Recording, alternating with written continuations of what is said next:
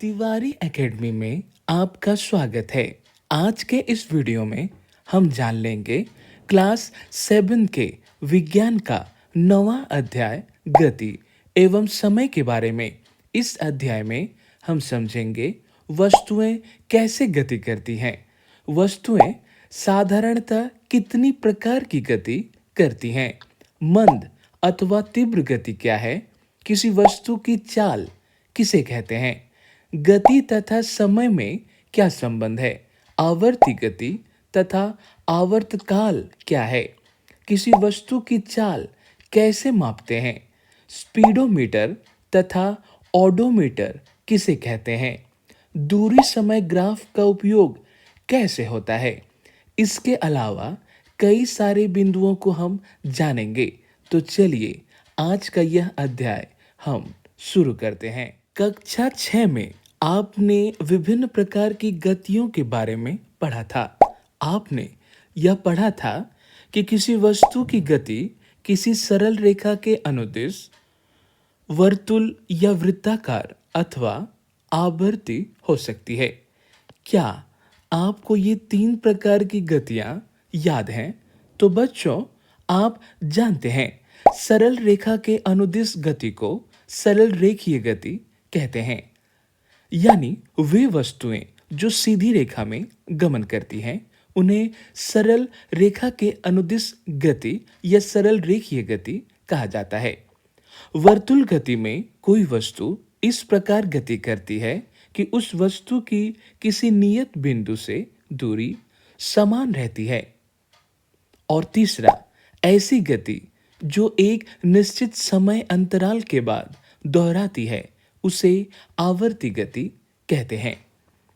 सारणी 9.1 में गतियों के कुछ सामान्य उदाहरण दिए गए हैं। प्रत्येक उदाहरण में गति का प्रकार पहचानिए। सारणी 9.1 विभिन्न प्रकार की गतियों के कुछ उदाहरण। गति का उदाहरण आपको दिया गया है एक तरफ और दूसरी तरफ गति का प्रकार। मार्च पास्ट करते सैनिक। तो बच्चों, अगर आपने ध्यान दिया होगा, मार्च पास्ट जो सैनिक करते हैं वो सरल रेखा यानी सीधी रेखा में उसके अनुसार वो गति करते हैं। तो यह सरल रेखा के अनुदिश गति होगा। आपको लिखना है सरल रेखीय गति। सीधी सड़क पर चलती बैलगाड़ी, ये भी कहा गया है जैसे आपको यह बैलगाड़ी सीधी सड़क पर चल रही है तो यह भी सरल रेखा के अनुदिश ही गति होगी। दौड़ते धावक के हाथों की गति। याद रखिए बच्चों, जब धावक दौड़ते हैं तो हाथ जो कंधे से जुड़े होते हैं वो हाथ आगे और पीछे होते रहते हैं। तो यह आवर्ती गति का एक उदाहरण है। तो आपको लिखना है ये आवर्ती गति होगा। चलती साइकिल के पैडल की गति। याद रखिए बच्चों, चलती साइकिल की जो पैडल होते हैं वो वृत्ताकार रूप में गोल गोल वो घूमते रहते हैं। तो यह एक वर्तुल गति का एक उदाहरण है। सूर्य के चारों ओर पृथ्वी की गति, यह एक वर्तुल गति है लेकिन साथ में यह एक आवर्ती गति है क्योंकि एक निश्चित समय के अंतराल के बाद यह गति पुनः दोहराई जाती है। इसलिए ये वर्तुल गति के साथ आवर्ती गति भी होगी। झूले की गति। झूला अगर आप ध्यान दें तो यह एक मध्य स्थिति के कुछ समय बाद सामने और पीछे की तरफ गति करती है। तो यह भी एक आवर्ती गति ही हुई। और लोलक की गति, जैसा कि आप जानते हैं लोलक पेंडुलम भी ये आगे और पीछे गति करता है, इसलिए यह भी एक आवर्ती गति हुई। यह हमारा सामान्य अनुभव है कि कुछ वस्तुओं की गति मंद होती है जबकि कुछ वस्तुओं की गति तीव्र होती है। अब हम मंद तथा तीव्र के बारे में जान लेंगे।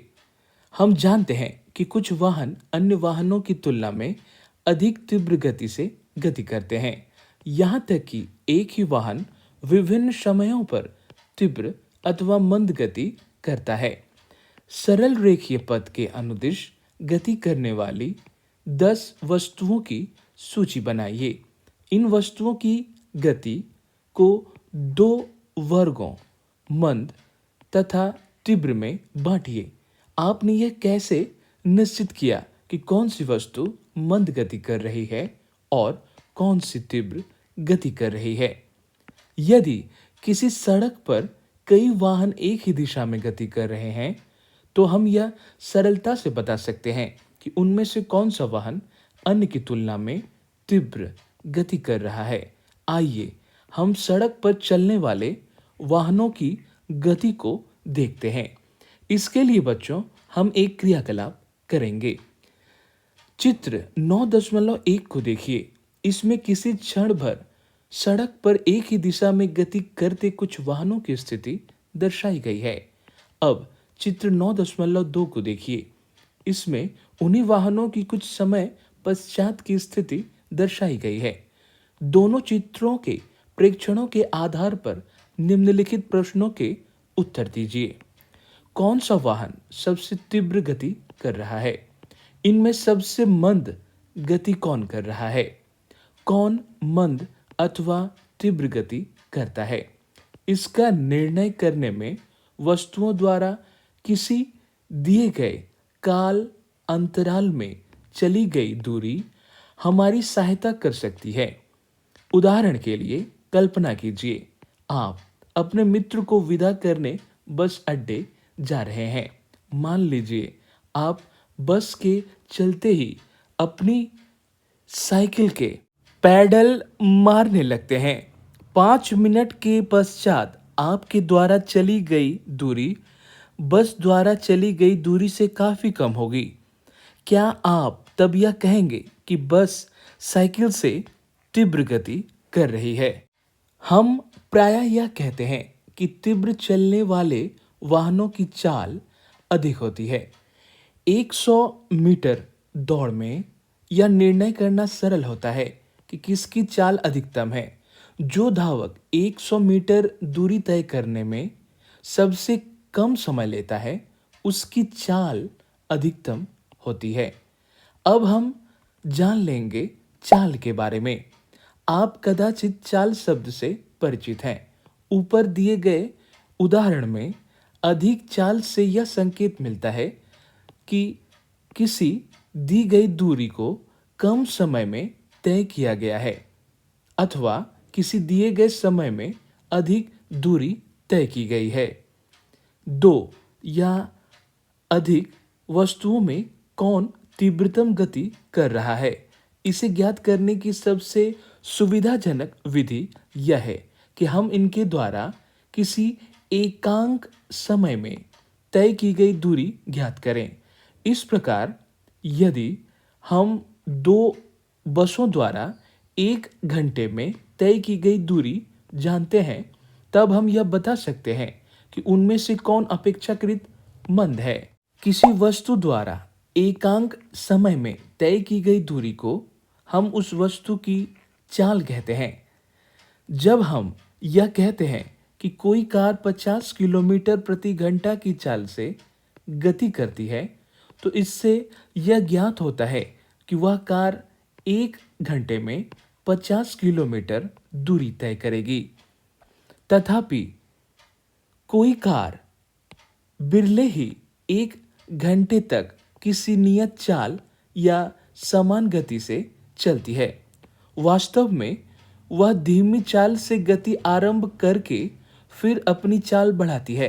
अतः जब हम यह कहते हैं कि किसी कार की चाल 50 किलोमीटर प्रति घंटा है, तो प्रायः हम केवल कार द्वारा 1 घंटे में तय की गई दूरी पर ही विचार करते हैं। हम इसकी चिंता नहीं करते हैं कि इस 1 घंटे की अवधि में कार नियत चाल से चलती रही अथवा नहीं।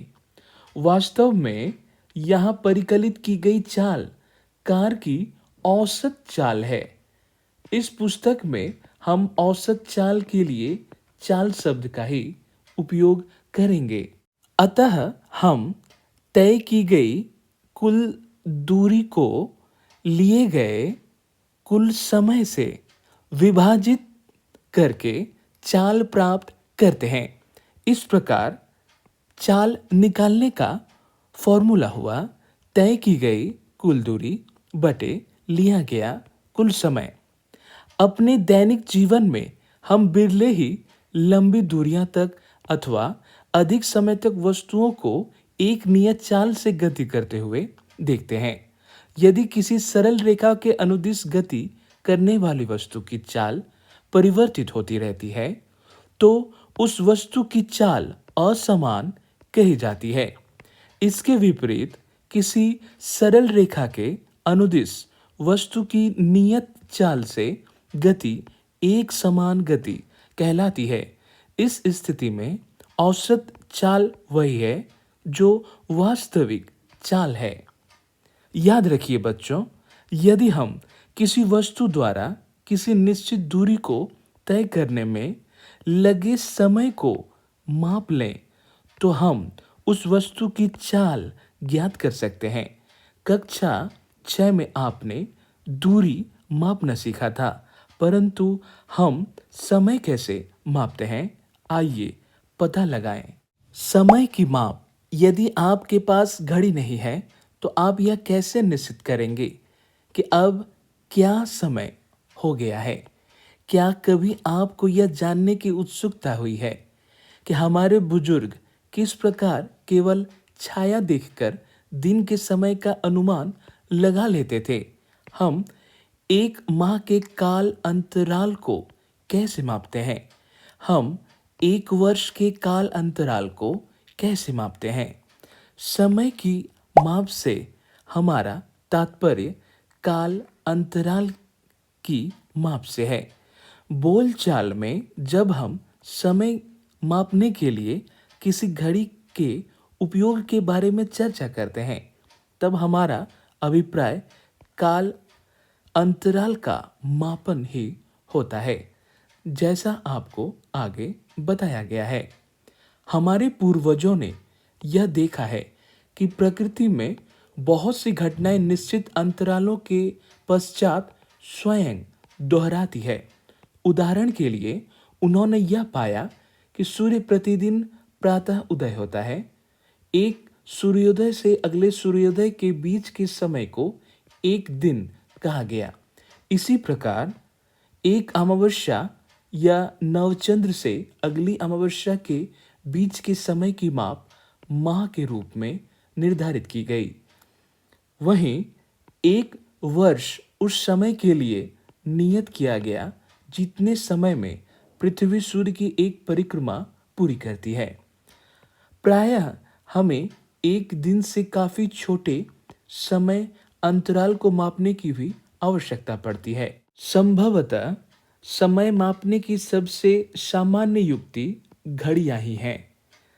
क्या आपको कभी यह जानने की उत्सुकता हुई है कि घड़ियां समय कैसे मापती हैं? घड़ियों की कार्यविधि काफी जटिल होती है, परंतु सभी घड़ियों में आवर्ती गति का उपयोग किया जाता है।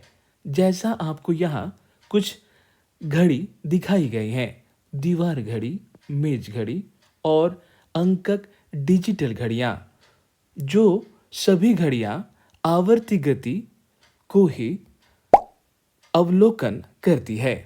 आवर्ती गति का एक चिरपरिचित उदाहरण सरल लोलक है। सरल लोलक धातु के एक छोटे गोले अथवा पत्थर के टुकड़े को किसी दृढ़ स्टैंड से धागे द्वारा निलंबित करके बनाया जा सकता है। धातु के गोले को लोलक का गोलक कहते हैं। चित्र 9.4a में लोलक को अपनी माध्य स्थिति पर विराम अवस्था में दर्शाया गया है। जब लोलक के गोले को धीरे से एक ओर ले जाकर मुक्त करते हैं तो यह इधर उधर गति करना आरंभ कर देता है। चित्र 9.4 बी में सरल लोलक की यह गति आवर्ती अथवा दोलन गति का एक उदाहरण है। जब लोलक का गोलक अपनी माध्य स्थिति O से आरंभ करके A तक, फिर A से B एवं B से वापस O पर आता है, तो यह कहा जाता है कि लोलक ने एक दोलन पूरा कर लिया है। लोलक तब भी एक दोलन पूरा करता है जब इसका गोलक एक चरम स्थिति A से दूसरी चरम स्थिति B पर तथा B से पुनः A पर वापस आता है।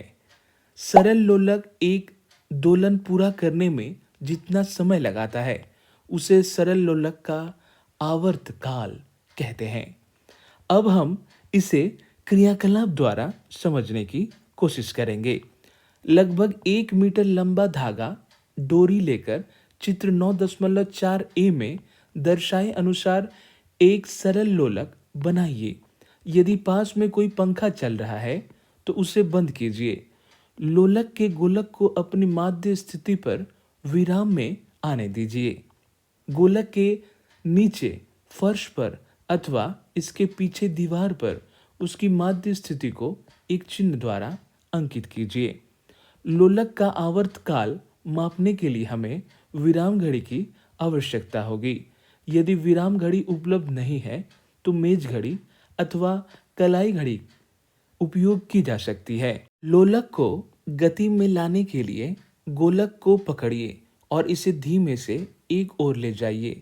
यह सुनिश्चित कीजिए कि जब आप गोलक को विस्थापित कर रहे हैं तो इसे बंधी डोरी तनी हुई हो। अब गोलक को विस्थापित स्थिति से मुक्त कीजिए। ध्यान रखिए, गोलक को छोड़ते समय इसे धक्का नहीं लगना चाहिए। जिस समय गोलक अपनी माध्य स्थिति पर है उस समय घड़ी का समय नोट कीजिए।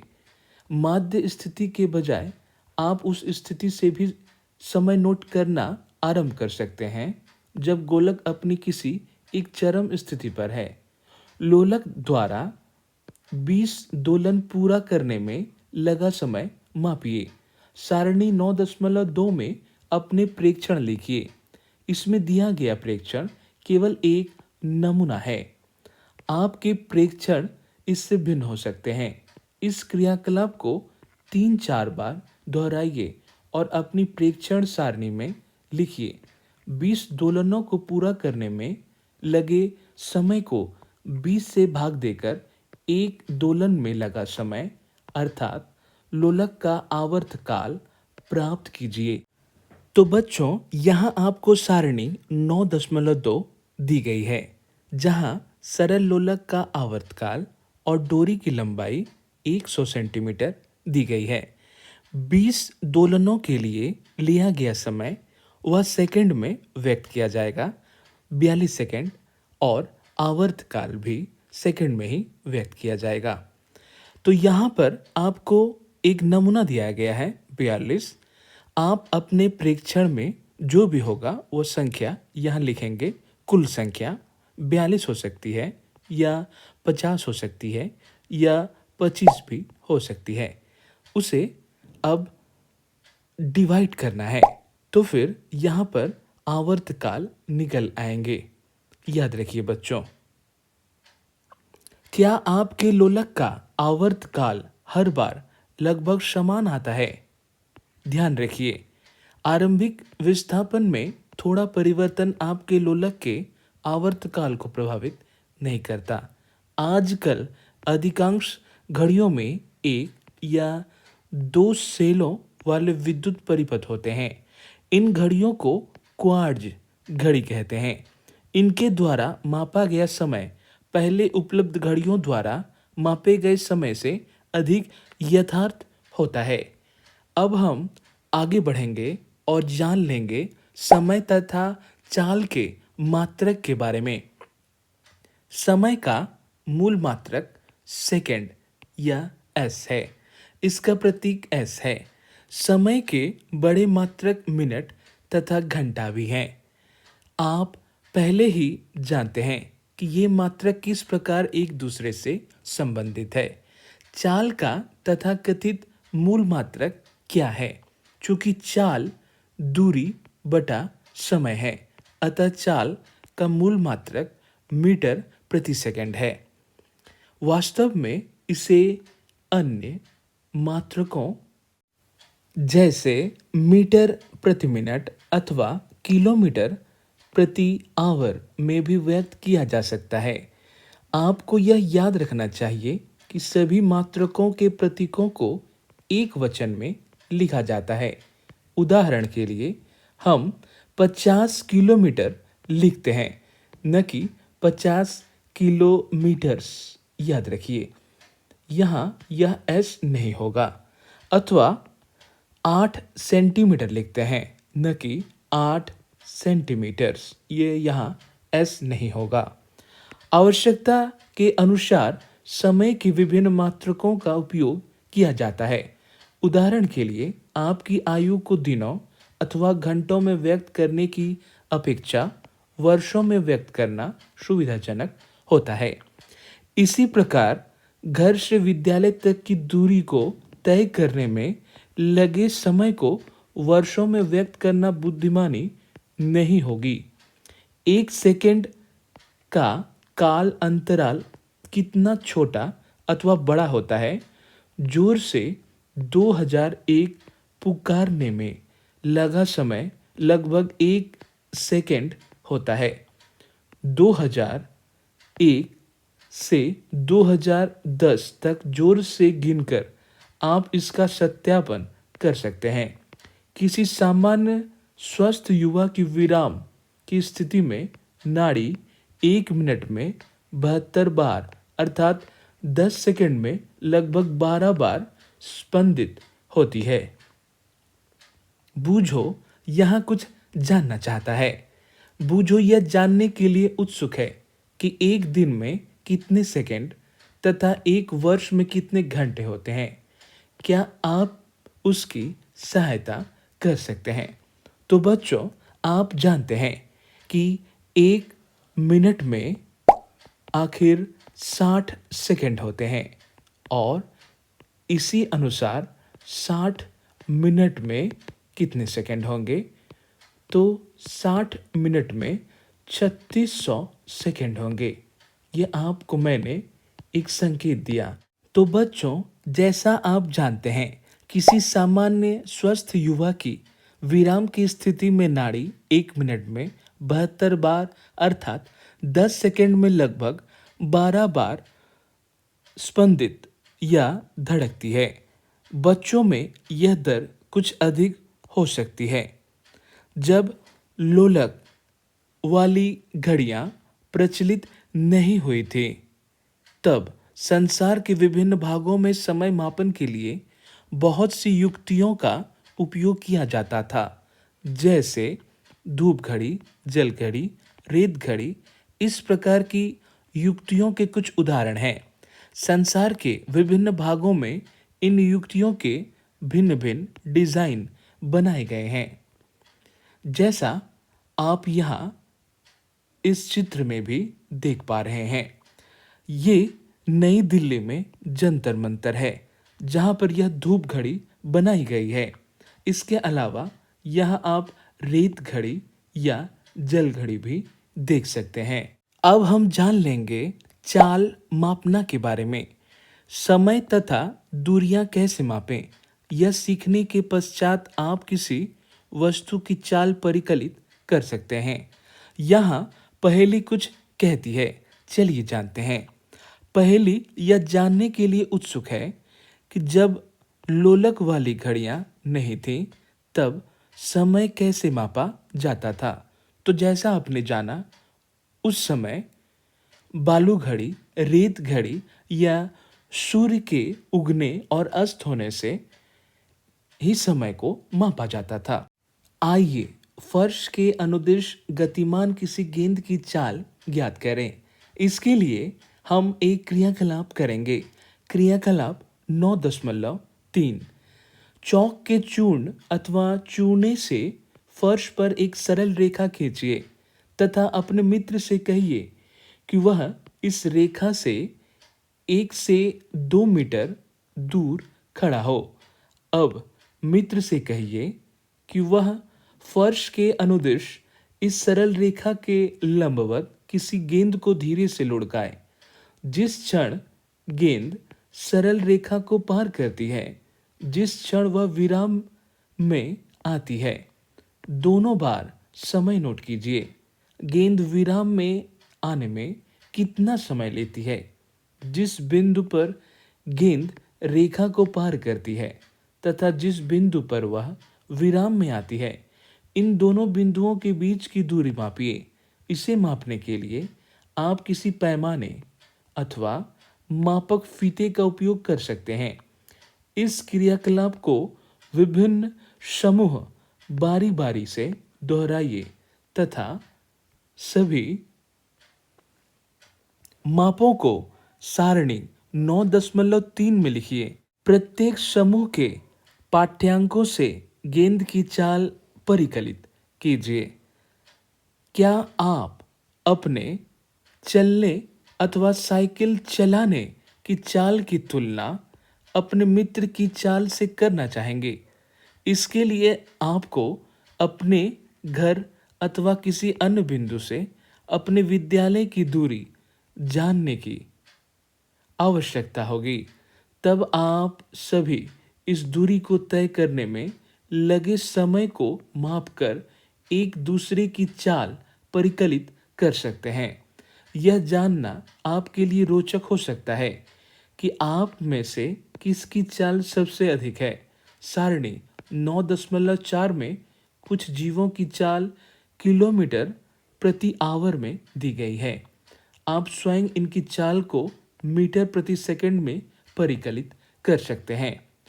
उपग्रहों को पृथ्वी की कक्षा में प्रमोचित या छोड़ना करने वाले रॉकेट प्रायः 8 किलोमीटर प्रति सेकंड की चाल प्राप्त कर लेते हैं और इसके विपरीत कछुआ केवल 8 सेंटीमीटर प्रति सेकंड लगभग की चाल से चल सकता है।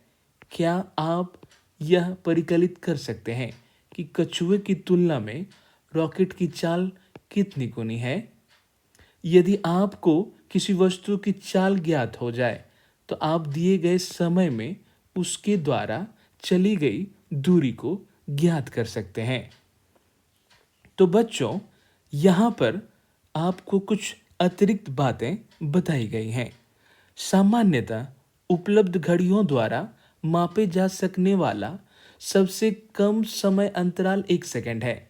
तथापि अब ऐसी विशिष्ट घड़ियां उपलब्ध हैं जो 1 सेकंड से छोटे समय अंतरालों को माप सकती हैं।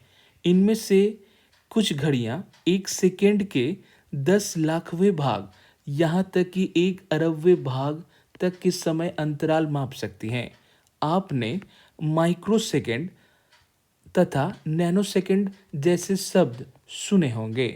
अब 1 माइक्रोसेकंड सेकंड का 10 लाखवां भाग है और 1 नैनोसेकंड सेकंड का 1 अरबवां भाग होता है। इतने छोटे समय अंतरालों को जो घड़ियां मापती हैं, उनका उपयोग वैज्ञानिक अनुसंधानों के लिए किया जाता है। खेलों में जिन समय मापने की युक्तियों का उपयोग होता है, वे सेकंड के 10वें अथवा 100वें भाग तक के समय अंतराल माप सकती हैं। इसके विपरीत ऐतिहासिक घटनाओं के समयों को शताब्दियों अथवा सहस्राब्दियों में व्यक्त किया जाता है। तारों तथा ग्रहों की आयु को प्रायः अरबों वर्ष में व्यक्त करते हैं। क्या आप उन काल अंतरालों के परास की कल्पना कर सकते हैं जिनसे हमें व्यवहार करना पड़ता है? आपको केवल चाल के समय से गुना ही करना होगा।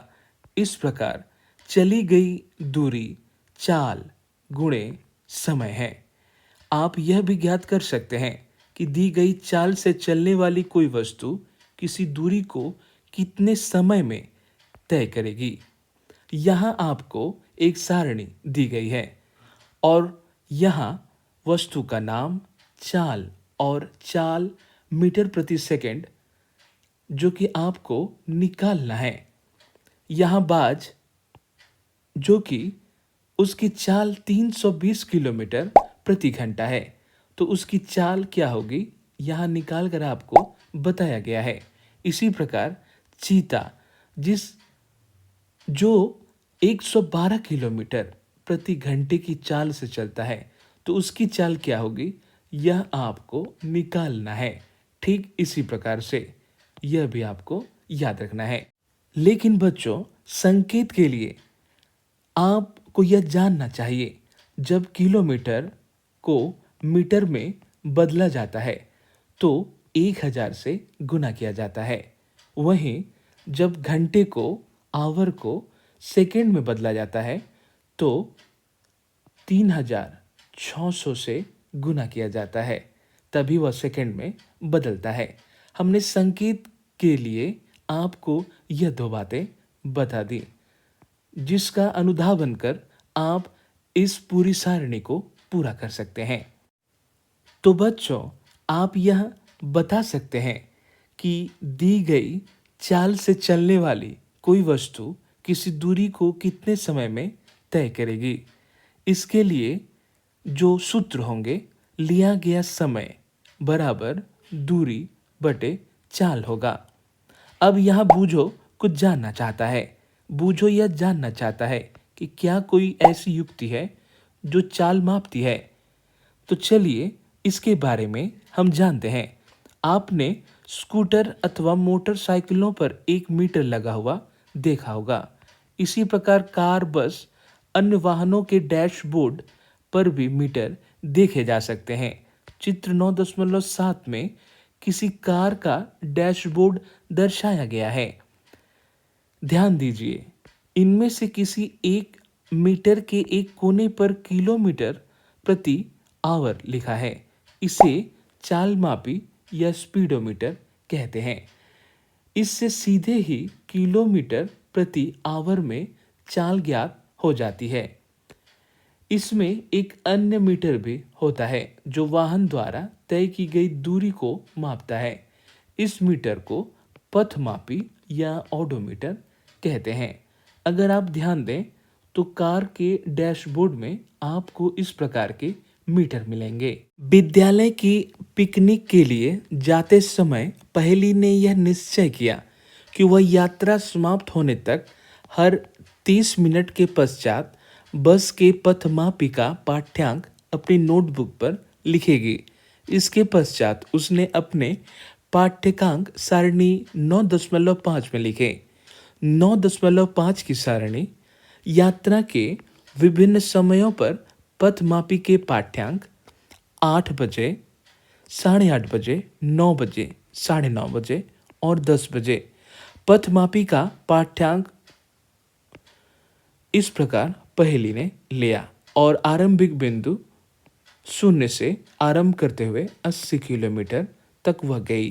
क्या आप बता सकते हैं कि पिकनिक स्थल विद्यालय से कितनी दूर था? क्या आप बस की चाल परिकलित कर सकते हैं? सारणी को देखकर बूझो ने पहेली से पूछा कि क्या वह बता सकती है कि 9:45 AM तक उसकी बस ने कितनी दूरी तय कर ली थी। पहेली के पास इस प्रश्न का कोई उत्तर नहीं था। वे अपने शिक्षक के पास गए। शिक्षक ने उनसे कहा कि इस समस्या को हल करने के लिए एक ढंग यह है कि हम दूरी समय ग्राफ खींचें। आइए यह पता लगाएं कि इस प्रकार का ग्राफ कैसे खींचा जाता है। अब हम दूरी समय ग्राफ के बारे में जान लेंगे। आपने यह देखा होगा कि समाचार पत्र, पत्रिकाएं इत्यादि सूचनाओं को रोचक बनाने के लिए उन्हें विभिन्न प्रकार के ग्राफों के रूप में प्रस्तुत करती हैं। चित्र 9.8 में दर्शाए गए ग्राफ के प्रकार को स्तंभ ग्राफ कहते हैं। ग्राफी निरूपण का एक अन्य प्रकार वृत्तारेख या पाई चित्र जो कि 9.9 है। चित्र 9.10 में दर्शाया गया ग्राफ रेखा ग्राफ का उदाहरण है। तो बच्चों, यहाँ पर आपको विभिन्न प्रकार के ग्राफ दिखाए गए हैं। यह एक स्तंभ ग्राफ का उदाहरण है, जहाँ किसी टीम द्वारा प्रत्येक ओवर में बने रनों को दर्शाता स्तंभ ग्राफ। इसके अलावा यह एक वृत्तीय ग्राफ या पाई चित्र है, जहाँ पर वायुमंडल में वायु का संगठन दर्शाता वृत्तारेख नाइट्रोजन और ऑक्सीजन और अन्य गैसों को यह दर्शा रहा है। अब हम बात करेंगे रेखा ग्राफ की। दूरी समय ग्राफ को सामान्यतः रेखा ग्राफ द्वारा निरूपित किया जाता है। यहाँ आपको किसी बच्चे की आयु व भार को दर्शाता रेखा ग्राफ, यहाँ पर आयु वर्ष में दी गई है इस प्रकार से, और भार, उनके भार को इस प्रकार से नीचे से ऊपर की तरफ केजी में दिखाया गया है। तो बच्चों, आइए अब हम इस प्रकार का ग्राफ बनाना सीखें। एक ग्राफ पेपर लीजिए। चित्र 9.11 में दर्शाए अनुसार इस पर एक दूसरे के लंबवत दो रेखाएं खींचिए। क्षैतिज रेखा पर x और OX अंकित कीजिए, इसे x अक्ष कहते हैं। इसी प्रकार ऊर्ध्वाधर रेखा पर YO y डैश अंकित कीजिए, इसे y अक्ष कहते हैं। XO x डैश तथा YO y डैश का प्रतिच्छेद बिंदु मूल बिंदु O कहलाता है। जिन दो राशियों के बीच ग्राफ खींचा जाता है, इन्हीं दो अक्षों के अनुदिश दर्शाया जाता है।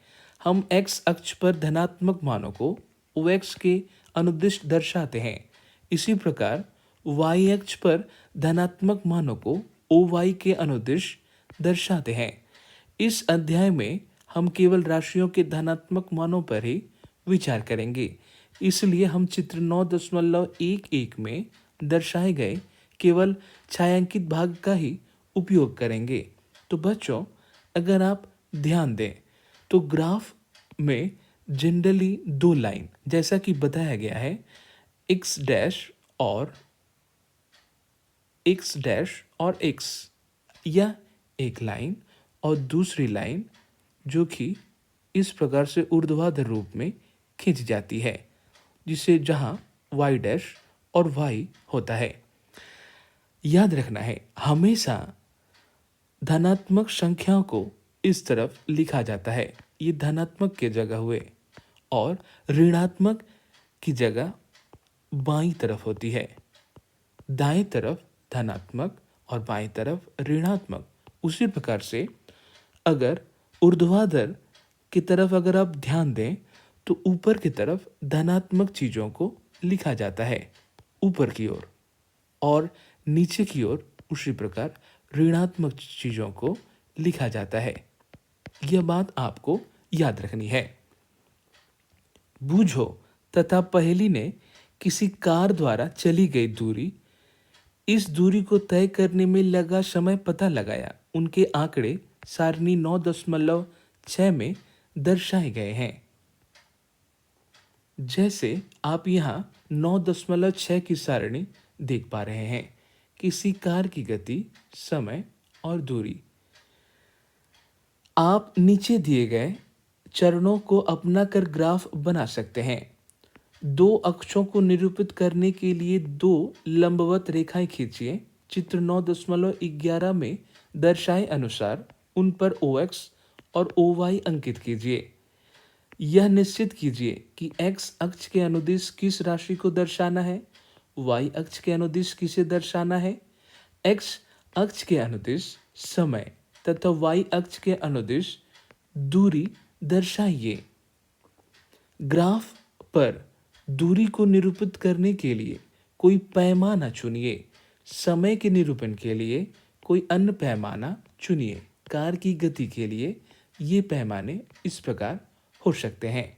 समय के लिए 1 मिनट और दूरी के लिए 1 किलोमीटर आप चुन सकते हैं, और दोनों में जो अंतर आप रखेंगे वो 1 सेंटीमीटर का होगा।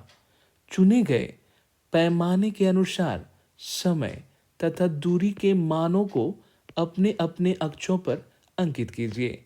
कार की गति के लिए समय को अक्ष एक्स अक्ष पर मूल बिंदु से 1 मिनट 2 मिनट द्वारा अंकित कीजिए। इसी प्रकार दूरी 1 किलोमीटर 2 किलोमीटर वाई अक्ष पर अंकित कीजिए। अब आपको दूरी तथा समय के मानों के प्रत्येक समुच्चय को ग्राफ पेपर पर निरूपित करने के लिए उस बिंदु पर अंकित करने हैं जो सारणी 9.6 में क्रम संख्या 1 के प्रेक्षण में दर्शाया गया है कि समय 0 मिनट पर चली गई दूरी भी 0 है। मानो कि इस समुच्चय की ग्राफ पेपर पर स्थिति मूल बिंदु पर है। 1 मिनट के पश्चात कार ने 1 किलोमीटर दूरी चली। मानो कि इस समुच्चय को अंकित करने के लिए एक्स अक्ष पर 1 मिनट को निरूपित करने वाले बिंदु को देखिए। अगर आप ध्यान देंगे तो इस बिंदु पर वाई अक्ष के समानांतर रेखा खींचिए। इसके पश्चात वाई अक्ष पर 1 किलोमीटर दूरी के संगत बिंदु से एक्स अक्ष के समानांतर रेखा खींचिए। वह बिंदु जिस पर ये दोनों रेखाएं एक दूसरे को काटती हैं, ग्राफ पेपर पर इन मानों के समुच्चय को निरूपित करता है, जो कि 9.12 में दिखाया गया है। इसी प्रकार ग्राफ पेपर पर मानों के विभिन्न समुच्चय के तदनुरूपी बिंदुओं को अंकित कीजिए। चित्र 9.12 में विभिन्न समयों पर कार की स्थितियों के सभी बिंदुओं के समुच्चयों को ग्राफ पर दर्शाया गया है। चित्र 9.12 में दर्शाए अनुसार इन बिंदुओं को मिलाइए। बिंदुओं को मिलाने पर आपको सरल रेखा प्राप्त होगी। यह कार की गति का दूरी समय ग्राफ है। यदि दूरी समय ग्राफ एक सरल रेखा है तो यह संकेत करता है कि किसी वस्तु किसी नियत चाल से गति कर रही है। परंतु यदि किसी वस्तु की चाल लगातार परिवर्तित होती है तो ग्राफ की आकृति कुछ हो सकती है। व्यापक रूप में पैमाने का चयन इतना सरल नहीं होता जितना चित्र 9.12 में तथा चित्र 9.13 में दर्शाया गया है। हमें एक्स अक्ष तथा वाई अक्ष पर वांछित राशियों को निरूपित करने के लिए दो भिन्न पैमानों का चयन करना पड़ सकता है। आइए इस प्रक्रिया को एक और उदाहरण की सहायता से समझते हैं। आइए फिर उसी बस की गति पर विचार करते हैं जिसके द्वारा पहेली और उसके मित्र पिकनिक पर गए थे।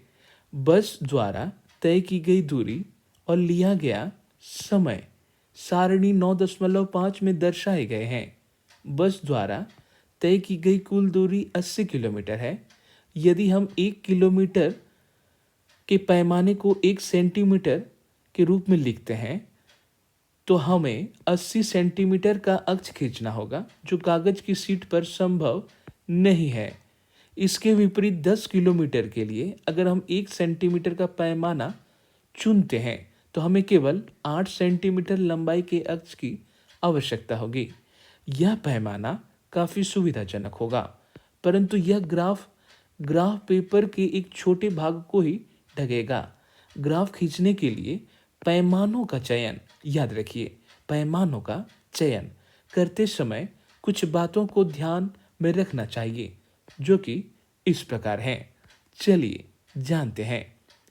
प्रत्येक राशि के अधिकतम और न्यूनतम मानों के बीच अंतर, प्रत्येक राशि के मध्यवर्ती मान, ताकि उन मानों के ग्राफ पर चुने गए पैमानों के आधार पर अंकित करना सुविधाजनक हो, तथा जिस पेपर पर ग्राफ खींचना है उसके अधिकतम भाग का उपयोग करना। ये 3 मूल बातें हैं जो किसी ग्राफ को तैयार करने में मूलभूत बातें हैं। मान लीजिए आपको 25 सेंटीमीटर अमाप का एक ग्राफ पेपर दिया गया है, यानी 25 सेंटीमीटर गुणे 25 सेंटीमीटर, यानी 25 सेंटीमीटर लंबा और 25 सेंटीमीटर चौड़ा। ऊपर दी गई शर्तों को पूरा करने तथा सारणी 9.5 के आंकड़ों को समायोजित कर सकने के लिए एक पैमाना इस प्रकार हो सकता है।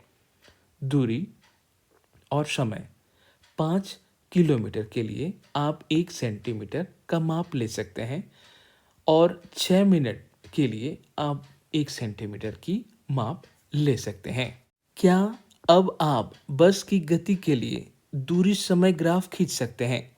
क्या आपके द्वारा खींचा गया ग्राफ चित्र 9.13 में दर्शाए गए ग्राफ के समरूप है? यदि सारणी द्वारा प्रस्तुत आंकड़ों से तुलना करें तो दूरी समय ग्राफ हमें गति के बारे में विविध प्रकार की जानकारी प्रदान करता है। उदाहरण के लिए सारणी 9.5 से हमें केवल कुछ निश्चित समय अंतरालों पर ही बस द्वारा तय की गई दूरी के बारे में जानकारी मिलती है। इसके विपरीत दूरी समय ग्राफ से हम समय के किसी भी क्षण पर बस द्वारा तय की गई दूरी ज्ञात कर सकते हैं। मान लीजिए हम 8:15 AM पर बस द्वारा चली गई दूरी ज्ञात करना चाहते हैं। इसके लिए हम x अक्ष पर उस समय 8:15 AM के संगत बिंदु अंकित करते हैं। चित्र 9.14 मान लीजिए वह बिंदु A है। अब हम बिंदु A पर x अक्ष के लंबवत अथवा y अक्ष के समानांतर एक रेखा खींचते हैं। फिर हम ग्राफ के जिस बिंदु T पर यह लंबवत रेखा ग्राफ को काटती है उस बिंदु पर चिन्ह लगाते हैं। चित्र 9.14 इसके पश्चात हम T से होकर जाने वाली x अक्ष के समानांतर रेखा खींचते हैं और यह y अक्ष को बिंदु B पर काटती है। y अक्ष पर बिंदु B के संगत दूरी OB हमें 8:15 सुबह पर बस द्वारा किलोमीटर में तय की गई दूरी प्रदान करती है। यह दूरी किलोमीटर में कितनी है? क्या आप 9:45 AM यानी सुबह पर बस द्वारा तय की गई दूरी ज्ञात करने में पहले की सहायता कर सकते हैं? क्या आप दूरी समय ग्राफ से बस की चाल भी ज्ञात कर सकते हैं? चित्र 9.14 जहां बस की गति का दूरी समय ग्राफ दिखाया गया है और इस प्रकार कई सारे प्रश्नों को आपको धीरे धीरे सीखना और समझना है इस दूरी समय ग्राफ के माध्यम से। तो बच्चों, यह था आज का वीडियो। मिलते हैं अगले वीडियो में। तिवारी एकेडमी ऐप के द्वारा आप फ्री में अपनी पढ़ाई पूरी कर सकते हैं।